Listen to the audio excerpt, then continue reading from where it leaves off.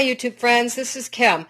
Today I'm going to show you a dish that I absolutely love that was taught to me by one of the Filipinos that I worked with for years and years. And she showed me this dish called Pancit. And I used to beg for this at all the functions that we went to. The ingredients are simple. It can be more complicated to make, but I'm going to show you the basic version that she showed me. The ingredients are really, really cheap also. First of all, I have some shredded carrots. I have some diced onions. Also, in this corner, I have some of the thicker parts of the cabbage that I couldn't shred very fine because I was getting near the core. So I chopped those, and I'm going to cook those with the onions. I have about a half of a medium cabbage shredded. Now normally I would use more, it's all I had left. I have some chicken. You could replace this with pork if you would like. There is some garlic.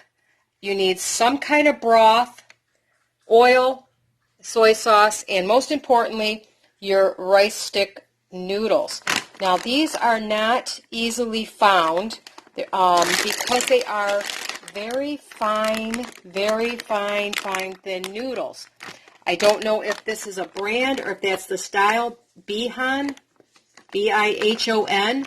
Anyway, I went to the, when I was visiting the kids, I went to the Filipino market that's down in the city, and I bought several bags of these because I absolutely love these. I did find them on Amazon, but their prices are crazy. This bag cost me like $1.49. The ones on Amazon are going like 4 bags for $8 or no, $4 a bag. So anyway, it's up to you if you want to try that. You might be able to make it with pasta, but I don't think so. I think this dish, you need these noodles. And of course, if you do it right, it's totally gluten-free. The other thing you're going to need is normally a wok. I only have my deep frying pan here. And that's about it. So let me get set up and I'll show you how we make this. It goes together really fast, so get your vegetables prepared ahead of time. Okay, the first thing I'm going to do is I'm going to get my noodles softening. This is exactly how Maria showed me how to do it. Just take your noodles, put them in a bag, and run some water in them right up to the top. Because you're going to do all the cooking and stuff in the pan, so we're just going to fill this up. We want it to get just softened. And it takes 3 or 4 minutes, so while I'm doing the stir fry, these will get softened up for me a little bit. Alright, now the cool thing is, like I said, this dish is gluten-free because you're using the rice noodles. You can use, if you do not want to deal with shredding carrots and chopping onions and chopping up your cabbage, you could do this with a coleslaw mix, so that makes it really easy to do. Alright, if you make your own chicken broth, you can use, and I'm just going to set this on the side like this. This is how she does it.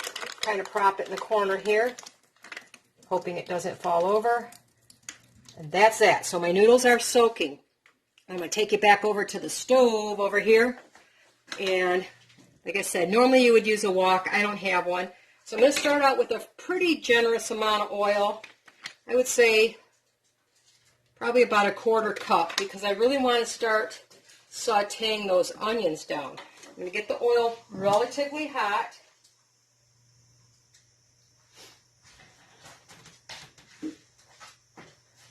Now, like I said, you could use a coleslaw mix. I'm using pre-minced garlic because I didn't want to deal with it today. That works well. The only thing I do not have that I think takes this to the next level is some pea pods. I don't have any. I don't want to spend the ridiculous amount they're asking for in the store, so it's just something I'm going to have to do without. And I'm doing a pantry challenge, so once again, something I have to do without. I'm going to put my onions in there first. And those parts of the cabbage that are a little bit too thick. This is a good meal. Like I said, it can be pretty inexpensive. If you have a chicken carcass, You could easily make your own stock. Just take that carcass. This is normally what she uses if they're doing it as a budget dish. She would take a chicken carcass and boil that, of course, until you get, a nice kind of chicken broth out of it. And then you can pick off all those bits of chicken or turkey. It works well with the turkey carcass as well. And you could save those to put into your pancit later. When they're making it as a really fancy dish, if you want to call it that, it's not really a fancy dish, but more than just a budget meal, she would add chicken and pork and then some shrimp. They may toss in some at the end. They crack some quail eggs in it or on top of it to serve. So you can make this in so many different ways to add different flavors that you like. If you like it a little bit spicy, add some, some chili pepper flakes to it or something like that. But this is the way I was taught to make it. If you use a store-bought broth mix, be very careful and get the low-sodium version or even no sodium, because, you're going to be adding some soy sauce to this. And you can always add some salt later. So I'm just going to saute these onions up until they're translucent. Stir frying them. As soon as they get a little bit where I can start to see through them. Now, my chicken was partially frozen still when I chopped it up, so I'm going to need to cook that a little bit longer than average, but that's okay. I'm going to cook my vegetables first, my onions really well. I used a medium-sized onion. Use what you like. If you have some scallions, keep some of that green part to toss in at the end to add some color. It's really pretty. Or chives or something like that. I got a little bit of onion skin there. Don't kill anything, but... And I save my onion skins and things like that. I put those in a bag for the freezer. So if I do make that chicken stock, when I do make it, I make my own homemade, then I can use that to flavor the broth. If you do not have any chicken stock, you have some low sodium bouillon cubes. You can mix, it's usually like 1 cube per cup of water. You'll probably need 4 to 6 of those. And because it really depends on how your noodles are working that moment, whether you need more or not. So my onions are starting to get somewhat translucent here. Now, I prefer my vegetables a little on the crisper side. My family likes them where they don't really have much left to them. So I'm going to add my cabbage now so that it cooks down more than I would prefer it. I like some crunch to my veggies, but I don't mind the cabbage cooked a little bit. Again, I would normally double the amount of cabbage I have in here, just what I have, so it is what it is. Now, to be honest, we used to have, when I worked the midnight shifts, I worked in a small hospital, and the midnight crew, it was like, we all had to depend on each other, and we all knew each other, whether it be the nursing staff from all 4 floors, the ICU, the ER, all the nurses knew each other. We worked together all the time. The other nursing staff, the x-ray techs, the CT techs, the lab people. It was like one big family at night, There might have been 50 of us on at night. And every other weekend, everybody had to work. That was part of being in a hospital. We would have a buffet. Everybody would bring some kind of dish to pass. The nursing supervisor would go open up the kitchen, and we could take our dishes and, we brought our own silverware and such, but we were allowed to set up in the cafeteria anyway. And for me, the very first thing I made a beeline to was the pancit. Most of them tasted very similar. They all made the basic ones. It's a very common dish, and from what I was told in the Philippines, at least where the people I worked with were from, and they always made it. They knew if they didn't bring it, if somebody didn't bring it every month or every other week, I would be pouting like crazy. And when they were getting ready to close the hospital down years later, Maria took pity on me and showed me how to make it the way that she was taught. So thank you, Maria. If you're out there watching this, I appreciate you teaching me how to make this. So I'm going to get my cabbage pretty well softened here once again, and I'm going to toss in my carrots. Now, if I had a wok, this would be going much even faster than this. So I'm going to leap over to the side here and check those noodles.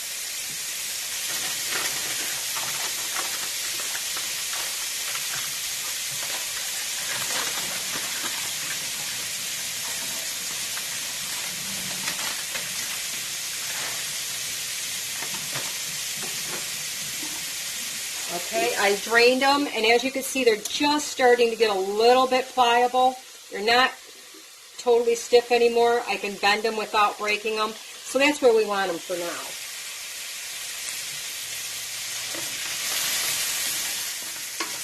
Okay, the last thing I need to do, if you need to add more oil at this stage, you do it.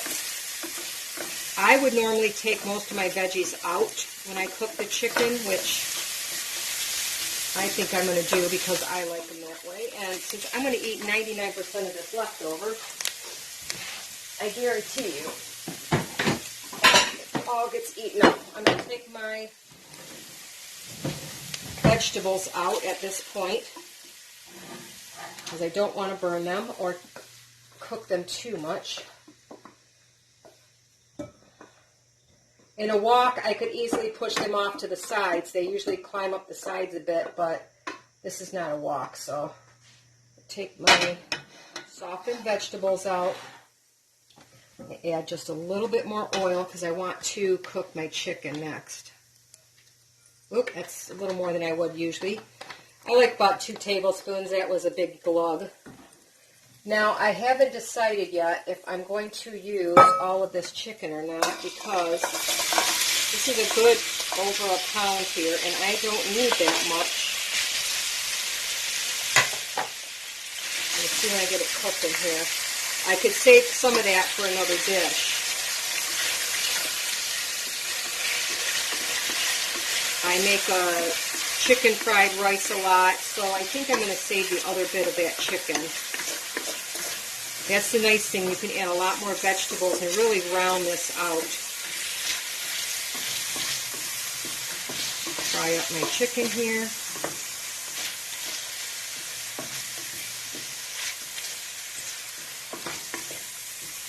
And while I am waiting, I'm going to open up. I brought 2 of my jars of, I have 1 chicken stock and 1 bone broth, and I made a mess over here somehow. I got water everywhere. Where did I put mine? I'm just going to open my turkey stock. I should say this is turkey stock. I don't think it would work well with beef. You need some kind of a poultry or even a pork stock. It would work really good if you had some pork. You can make a pork stock. If you had maybe a pork roast and lots of bones. I think my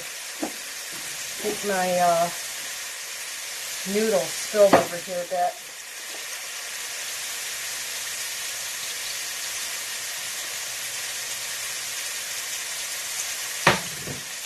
So it would be really good. You need a mild flavored stock, whether it be pork or chicken.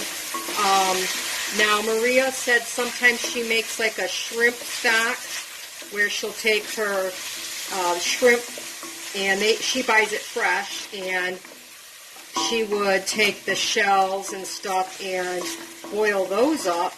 Good way to use up the shells and the heads and stuff off of your shrimp. You could boil those with some water, and if you want, you could add your other, your onions and stuff, and make a stock out of that. So it's really, you want a more mild flavored stock. And it depends on if you want it more, shrimp. I think for me anyways, it would leave it a little fishy. I'm not big on The only seafood I like is lobster, crab, and scallops. So it just depends on what you like. Now at this point I'm going to add a little bit of garlic. You don't want to add it too soon because you definitely don't want it to burn. I bought this pre-minced stuff at Family Dollar, and I got that whole jar for $1. So I thought that was a pretty darn good deal. I should say I like a lot of garlic. That's up to you. And I'm just going to saute that a little bit. At this point, if you want to add some pepper, you can do that, but don't add any salt yet because you're going to have that soy sauce in there, and you really don't want to overdo it. Okay, I'm going to add my vegetables back in. Again, I like mine just a little bit, with a little bit of tooth to them. You cook them if you don't like any, crispness to them. Cook them down more.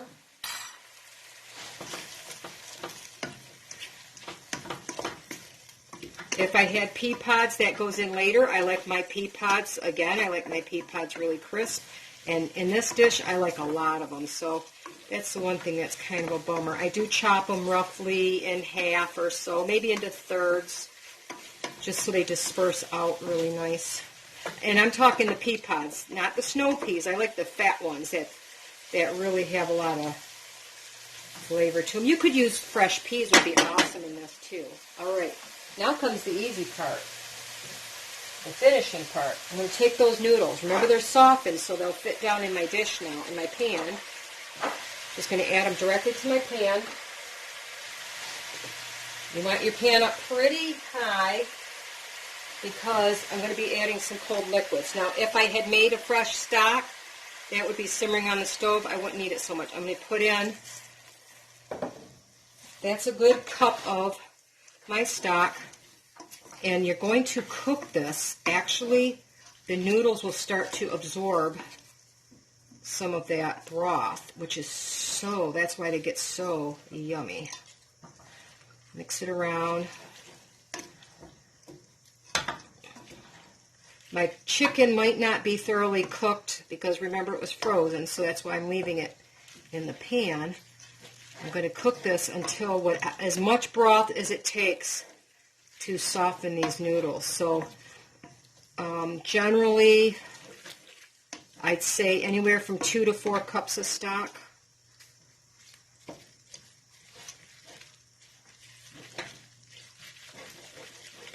Once I get it warm and I know that most of that liquid is absorbed, I can add just a little bit more.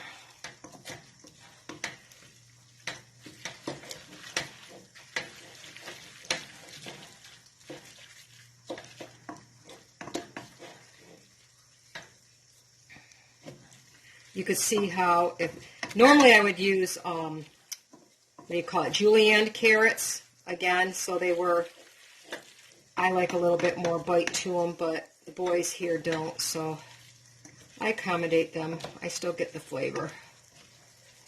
Okay, most of that broth is already absorbed. And I'm just going to add the rest of that jar. So that was 2 cups.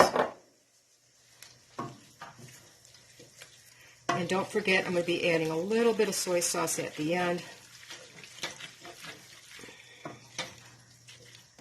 At this point, once it comes to a simmer,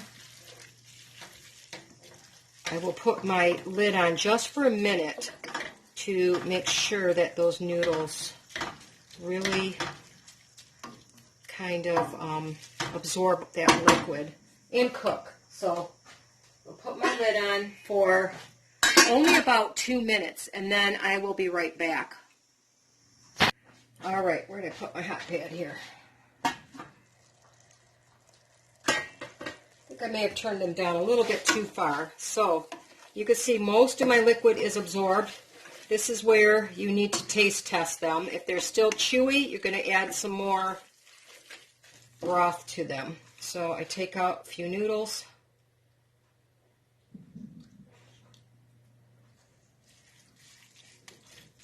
It's still a little bit chewy, so I'm going to need to add a little bit more broth to those. Once again, this is, boy, I'm just making a mess today. As you guys know, if you've watched any of my other cooking videos, I'm a messy cook. Can't help it. It's just the way I am. So I'm going to turn that heat back up. Added approximately half a cup more. Probably need more than that. I'm going to need about a cup. A little bit more of the broth. I will let that absorb really well.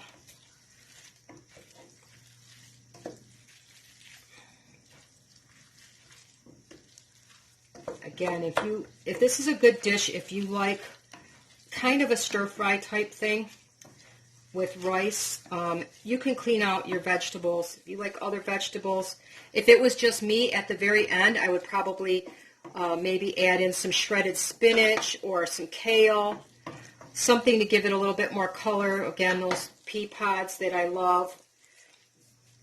I'm not so sure how it would taste with broccoli and cauliflower, but you know, it's your dish. You do what you like.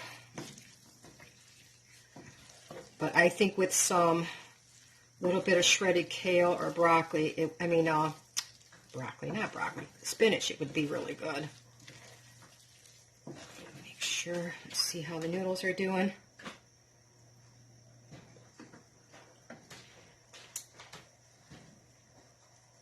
I need a fork.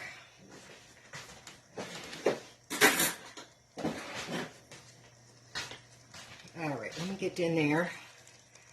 Try some of these noodles. I don't want them too chewy.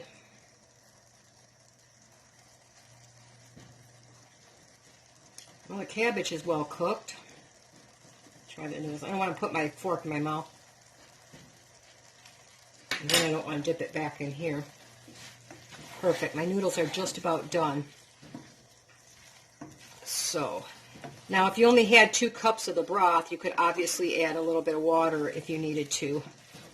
But I'm going to use that bone broth for something else this week. I'll make either a gravy or something out of it.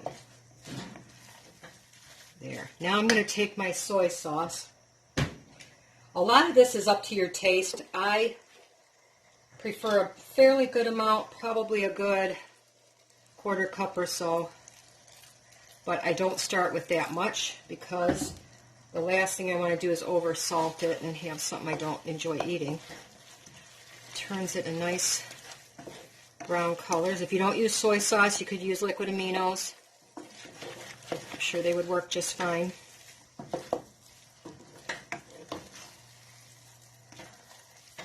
If you wanted to, like I said, Maria says if it's a special occasion, they'll crack in, they'll kind of flatten it out, and she'll make a couple little divots, and she'll crack in some quail eggs. They eat a lot of, at least in her section, they ate a lot of quail eggs where she was from.